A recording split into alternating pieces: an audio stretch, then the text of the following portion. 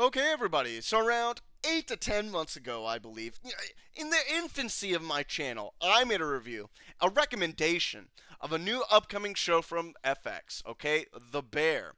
And I believe I gave this show a highly favorable review. I loved it. I thought it was one of the best shows of that year. Absolutely, bar none. Now, unbeknownst to me, out of nowhere, okay?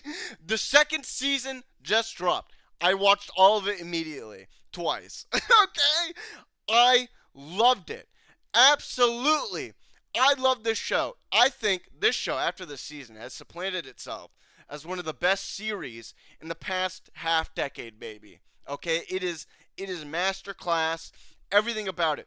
The writing, the plot, the characters, everything, the setting, everything makes sense. It is one of the most intense dramas of any set of characters just running a restaurant that I've seen in a long time. It outclasses anything from Disney Marvel's shit shows in the past decade. No doubt in my mind, this show is amazing. So, barring that, I recommend all of you, again, for the second time, go watch this show immediately. Stop what you're doing, watch this show, get off this video, and when you're done, come back. Okay, there it is. So, barring that, I'm going to get into the show right now. Okay. Now, if you remember what happened in the last season, our boy Carmen, he found the money that his brother hid away. It was in the tomato can soups. And now, with this money, their new project is to just remake the restaurant. This season focuses heavily, very heavily, on character development. Unlike the first season, there's actually not a lot of cooking going on.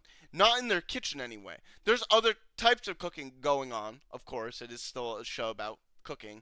But in essence, it's more about the drama of, trying to live in this place, trying to run a restaurant, and what happens with all the trials and tribulations that go with that. And there are many.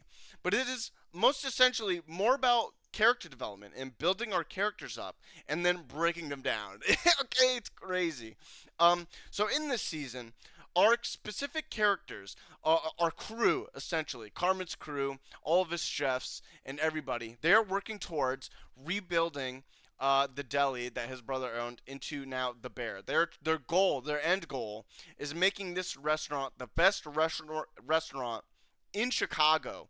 And to do that, they need money. Unfortunately, all the money they did get from his dead brother wasn't nearly enough. They need like 100 grand more than that. What they had, 200 grand more, and with that money comes numerous amounts of problems. Obviously, the show does a really great job of introducing just how hard it is to create a restaurant. You need permits, you need gear, you need new sets of pots and pans, you need to make sure your staff is up to snuff, you need to make sure all the regulations are in place and working properly. Can't be mold in the kitchen, no rats. There's just so many problems, so many things that could go wrong in trying to make this new restaurant, especially with our characters, when they have limited time, they have huge amounts of debt they need to pay off to one of their like uncles, who's part of the family, but he wants his money back. He's a businessman.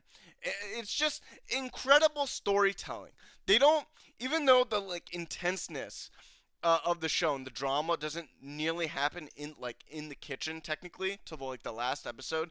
They still keep that throughout the entire season. It's insane. All right, and the character drama gets like fucking literally nuclear, especially in episode 6, where the entire episode is just based off this one backstory of all of our characters that we know, Carmen and all of his family, and a few other family members, and their mom, and their brothers there. And it's just this hour long story about one Christmas dinner and how everything goes to shit. I thought I had family issues. Oh my god. Not after watching that episode did I think, holy shit, everything could be way worse. That is Carmen's family. No wonder everyone in his family has like super Megadeth insecurities. It's insane, alright? But what I really like about this episode is the fact that our side characters, our supporting characters, get a time to shine, right? Marcus, our cousin Richie, Tina, and all the other guys. They all instead of like they're everyone's always working on the restaurant in general, trying to like fix it up and decide where everything's gonna go, trying to fix the fridges, the fire systems. There's just more problems, right? But in that ensuing time, some of our characters they go to training because Carmen, obviously, we know Carmen is a head chef. He's one of the he was one of the new like rookie chefs that were making huge waves in the past. He was doing really good. He had a Michelin star. He retained a Michelin star. He doesn't care about that now. Sydney does. But Sydney is like his sous chef. We know this. She's like the only one that is like up to par with Carmen. She knows the know-how of the kitchen. She knows all these terms.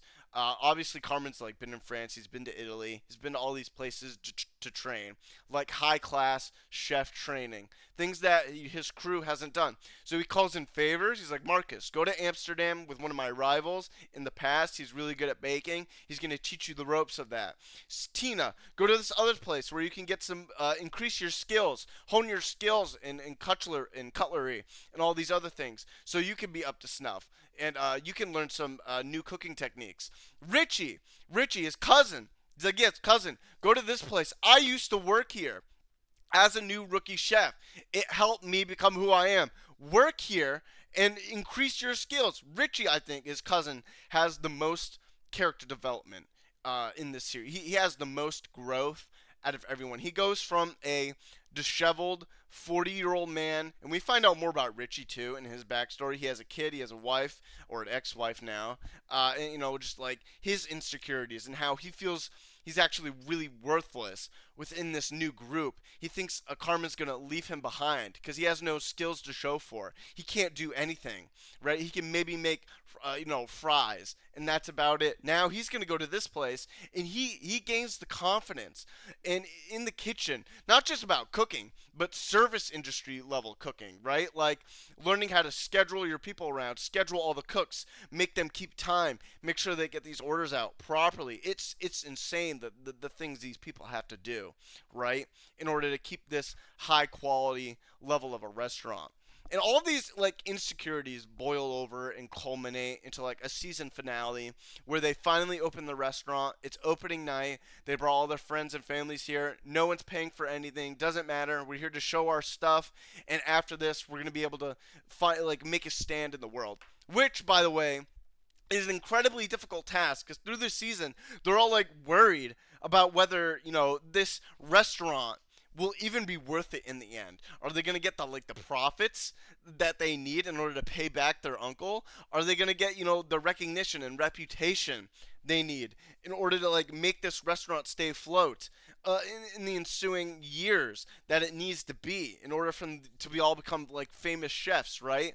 Carmen doesn't necessarily want that. He just wants uh, this was essentially his dream. This is the thing he does. He just cooks food. It's what he's good at. So he's here to try and make this restaurant work. He does it for his brother and for his family, trying to get money for that reason.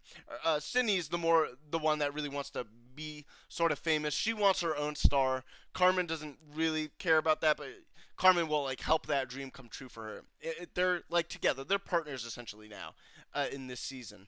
So they've seen examples throughout the Chicago area where restaurants are just folding, literally folding. They're going out of business. They can't keep up, and these are the high-end restaurants with their own stars that can't make it in this business. It's extremely terrible, and they're our characters are not. This fact is not lost on them. They know that they work a terrible job.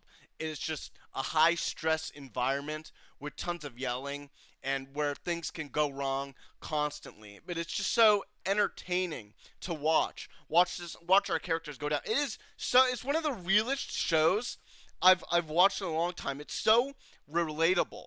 Watching our characters, it's because the dialogue is so good, and everyone just feels so human, and we can understand their pain on such a deep level that it makes me want to watch more. I can't help myself, and that's what really I believe what really makes this show good. These high intense drama scenes that are applicable to real life situations and that's what makes the show like really good. Just not even just forget all about the cooking. Just our characters, our central characters, and the things they have to go through in their lives, as well as what they have to do in this restaurant in order to become happy in life. It's just insane. And then the last episode, what's also very good is that in a lot of shows and films get this wrong nowadays when our characters they do actions and they don't create consequences. This show is all about past actions creating consequences that fuck their minds up in the future. There's one in the last episode where Carmen gets locked in the fridge because he was supposed to call this fridge guy and he didn't do it. He had like PTSD moments. All of our characters have like severe insecurity issues, right? Carmen most of all probably. It's like said in the last episode as well of the things he's feeling and the things he fucks up, and he fucks up a lot. That's another good thing. Our characters are not like bound. All of our characters are not safe from criticism. Okay, especially Carmen, and he's the head chef, where he's just an asshole a lot, but he's just trying to do his best. So our characters in this, this action of Carmen forgetting to call the fridge guy, he gets locked in the fridge for most of the night, where they have to cook for all these people, and he's the head chef. Their head chef is gone, but good for all of them. Richie steps up. He steps up to the plate where he pulls everyone together and manages everyone to get all the orders out that they need to get out. It's an amazing scene. It's brilliant where Carmen's just like full fucking rage mode, banging on the fridge, like get me the fuck out of here, and he can't do anything about it. They can't get him out because they got to do these orders, and they kill it that night. They kill it. They make the best food possible they could make, and it's brilliant. The show is just brilliant. The characters, the plot, the writing, everything about it. I love it. So I highly recommend this show. I think I'm done now. If you didn't get it, you'll get it now. Go watch the show. It's a 9 out of 10. Absolutely. Better than any show I've watched in a long time. Than I can think about. And I just highly recommend it, guys. That's really all I can say. So yeah, I'm done. Go watch this show. Hope you guys have a nice day. See ya.